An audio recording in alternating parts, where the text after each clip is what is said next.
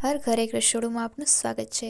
તો આજે આપણે બનાવીશું ફુદીના કોથમીરની ચટણી, જે તમે પરોઠા, ચાટ કે વડા સાથે સર્વ કરી શકો છો। તો તે બનાવવા માટે 1 વાટકી ફુદીનો, 1 વાટકી કોથમીર, 1 લીલું મરચું, સ્વાદ પ્રમાણે નમક, અડધી ચમચી ખાંડ, શિંગદાણા, લીંબુ અને આદુનો ઉપયોગ કરીશું। તો તે બનાવવા માટે એક મિક્સર જારની અંદર 1 વાટકી કોથમીર, ફુદીનો, 1 લીલું મરચું કટ કરેલું છે તે નાખીશું, સ્વાદ પ્રમાણે નમક અને અડધી ચમચી ખાંડ, 1 નાનો આદુનો ટુકડો અને શિંગદાણાનો ઉપયોગ કરીશું। ત્યારબાદ અડધા લીંબુનો રસ એડ કરવો,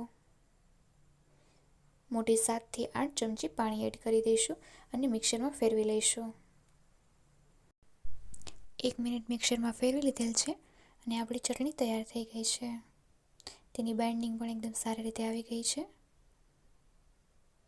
સર્વ કરવા માટે આપણી ચટણી તૈયાર છે, જેને ફુદીના દ્વારા ગાર્નિશ કરીશું।